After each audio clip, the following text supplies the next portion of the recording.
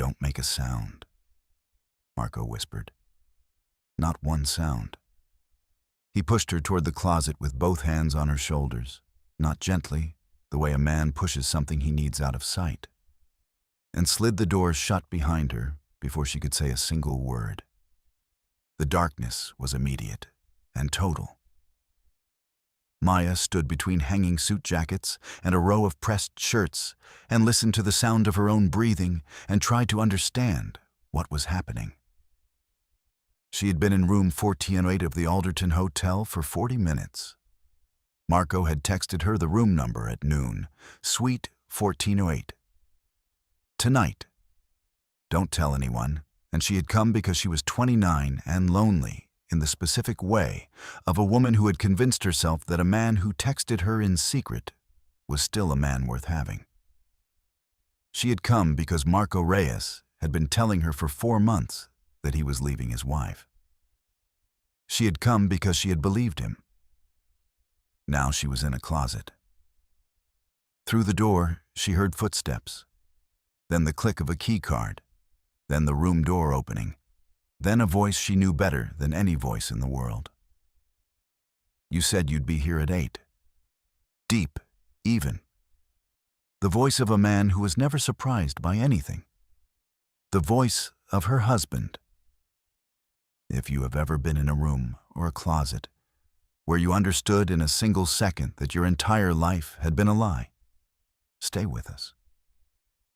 Because what Maya discovers in the next 30 minutes and what she does with it is the kind of thing that rewrites everything. Subscribe right now. This one does not go where you expect.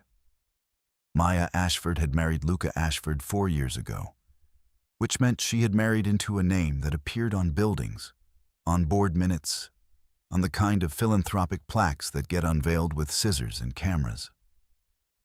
She had not married the name. She had married the man, the one who had sat across from her at a fundraiser dinner for a children's literacy program and spent 45 minutes asking about her work as a translator instead of talking about himself. She had found that extraordinary. She still did. The marriage was not what she had expected, which was a sentence that could mean many things, and in this case, meant most of them. Luca worked in the way that very wealthy men work, completely, and with a kind of focus that left everything outside the work existing in a secondary register. He was present when he was present, and genuinely absent when he was absent. And the distance between those two states had grown, quietly and without announcement, across 4 years until Maya had stopped expecting him home for dinner and started eating alone at the kitchen counter and calling that normal. She had met Marco at a translation conference 8 months ago. He was charming in the uncomplicated way of men who have always been told they are charming. Easy smile, easy laugh, easy with the small attentions that feel significant when you have been going without them. He had asked for her number. She had given it. She had known, somewhere below the part of herself she was listening to, that it was a mistake. 4 months in, she had not yet done anything she couldn't walk back from. She had told herself that repeatedly. What she had done was meet him for coffee, and dinners she described to no one, and conversations that leaned in directions she kept pulling back from. She had come tonight because he had said, "I need to see you," and she had been eating alone at the kitchen counter, and the want of being needed had been louder than the voice telling her to stop. She had not kissed him. She had not let it become what he wanted it to become. She was standing in a closet in her husband's hotel room in the dark, holding that distinction like it was the last solid thing she had. Through the closet door, she heard Marco's voice, careful, calibrated, the way he was when he was performing something.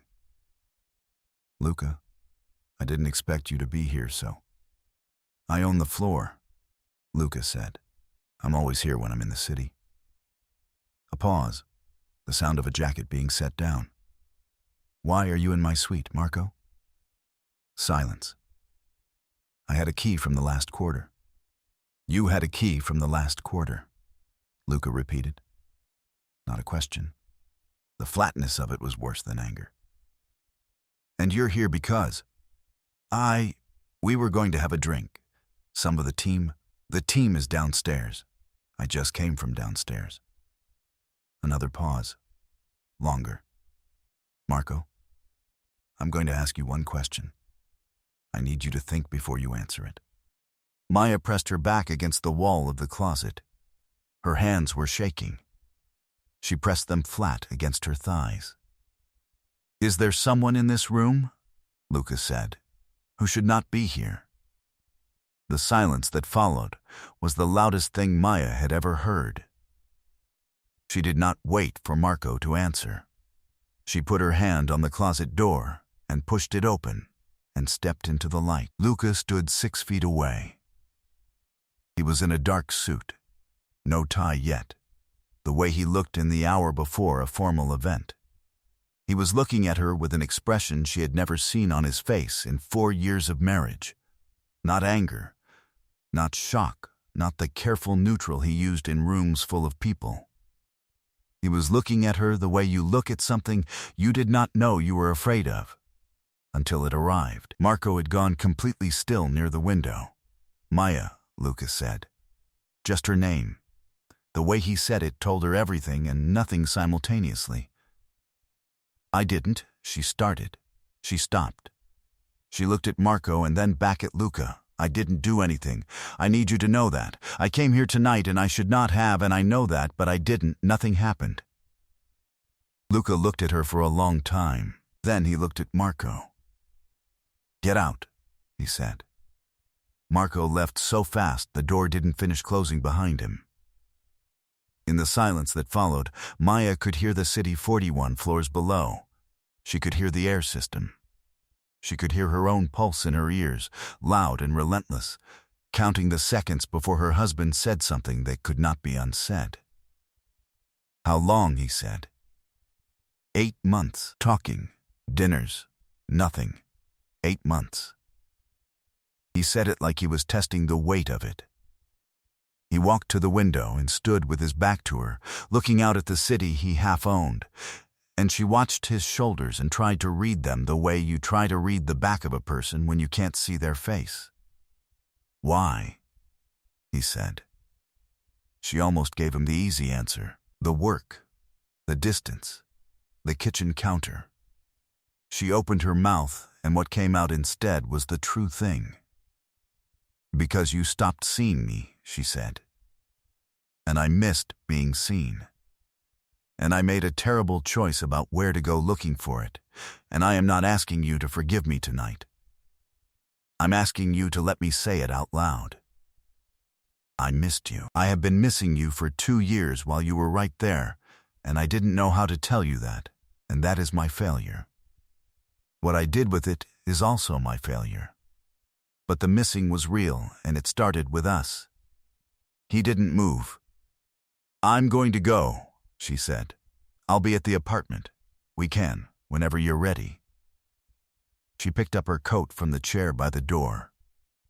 She did not cry. She had made a decision to be honest, and the honesty was already costing her, and she was going to carry that cost without making him watch her fall apart over it. She had her hand on the door when he said Maya. She stopped. Don't go. She stood at the door with her back to him. The coat was still in her hands. I'm not saying everything is fine, he said. I'm saying don't go. She turned around. He was still at the window, but he had turned to face her. And the expression was different now, still raw, still unresolved, but underneath it something she recognized, something she had not seen directed at her in a very long time. You said I stopped seeing you, he said. I need to tell you something. He put his hands in his pockets, the way he did when he was making himself stay still. I have been watching you disappear for 2 years and telling myself you were fine, because the alternative was admitting that I put everything on a shelf that should have been in the center of the room. He looked at her. I didn't stop seeing you. I stopped showing you that I saw you. Those are different things, and the difference doesn't help you, I know that. Luca, I'm not finished. His voice was steady, but it cost him. She could see it cost him. I had a meeting with the foundation this afternoon, the literacy program. They showed me the translation framework you designed for the multilingual outreach last year. I had not known you did that. My own wife spent 6 months building something for a program I am supposed to care about, and I did not know. He stopped. I have been absent in a way that I told myself was circumstantial and was actually a choice. And you went looking for someone who would pay attention, and I cannot be angry about that, without being honest about why. The room was completely still. I'm angry, he said. I want you to know that. What you did, what almost happened, I'm angry, and it will take time. I know. And I am also telling you that the anger is not the whole thing. The whole thing is that I am not willing to lose you over a failure that belongs to both of us. He crossed the room. He stopped in front of her. I would like to try something different. I would like to be the person who sees you correctly this time, if you're willing. She looked up at him. 4 years. The fundraiser dinner. The 45 minutes of questions about her work. The man who had been genuinely there at the beginning and had then slowly, without intending to, moved her to the secondary register. I am willing, she said. I'm also angry. I need you to know that I'm angry too, at myself, at the situation, at the 2 years of silence. Good, he said. We can be angry together. That's closer than we've been in a while. Something in her chest broke open and reformed in the same moment. She did not stay at the hotel that night. She went back to the apartment, and he came home at 11:30, which was earlier than he had come home on a weeknight and longer than she could accurately remember.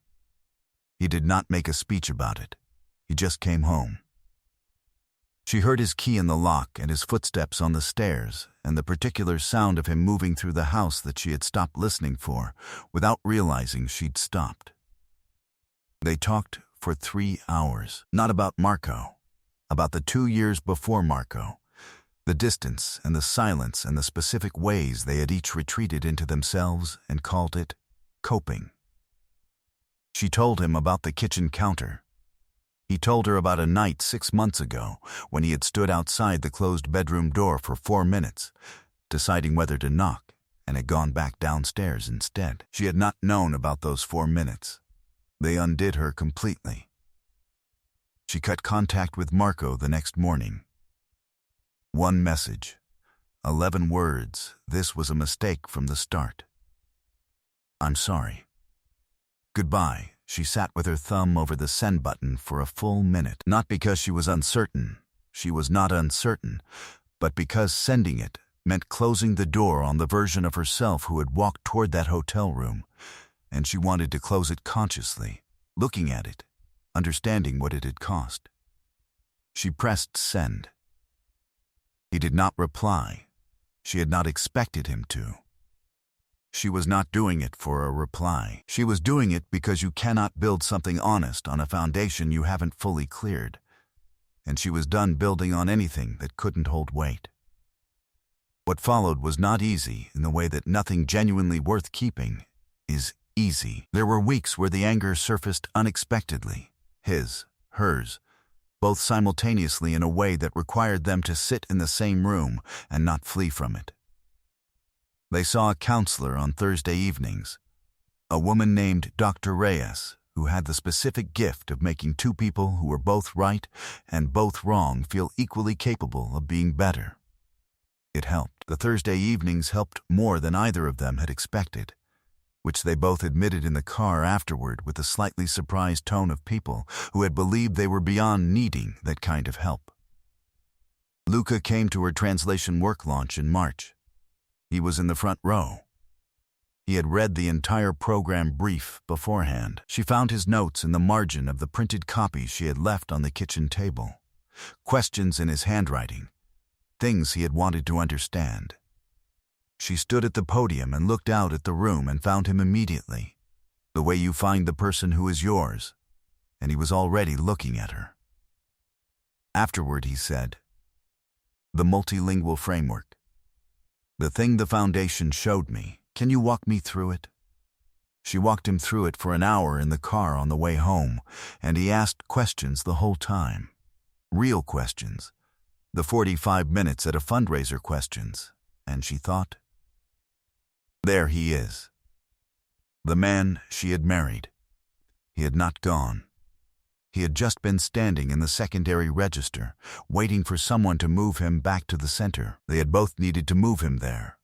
She had needed to ask. He had needed to come. By summer they were different, not repaired exactly, because repaired implies returning to the original, and the original was what had broken. They were something new. Sturdier, more honestly constructed, built on the specific knowledge of what each of them looked like under the worst kind of pressure. In October, Luca converted a room on the 3rd floor of their house into a proper translation studio. Soundproofed. The right light. The desk she had mentioned wanting once, and apparently he had written down. He showed it to her on a Sunday morning with the energy of a man who has been keeping a secret he is genuinely proud of. She stood in the doorway and did not speak for a long moment. "You remembered," she said. "I've been remembering," he said. "I'm just showing it now." Their daughter was born the following spring, a girl they named Sarah, who arrived with an opinion about everything from the first hour, and who had her father's focus and her mother's precision with language, which she demonstrated at age 2 by correcting the housekeeper's pronunciation with an air of patient authority. Luca, at Sarah's first birthday, gave a small speech to the 12 people in the room that Maya still thinks about. He said, "I learned this year that love is not a feeling that runs on its own. It is a practice. You have to show up for it every day, on purpose, in ways the other person can see." He looked at Maya. I was late to learning that, but I showed up. She raised her glass. She had stepped out of a closet 14 months ago into the most terrifying moment of her marriage and had told the truth before she had worked out whether the truth would save her. It had not saved everything. It had saved what mattered. The rest, the distance, the silence, the kitchen counter, had been rebuilt from the floor up. The right way, by 2 people who finally understood that being seen requires the courage to be visible. Some things only become possible on the other side of the worst moment. Some rooms you have to stand in fully, lights on, nothing hidden, before anything true can begin. She had stepped out of the dark. She had stayed in the room.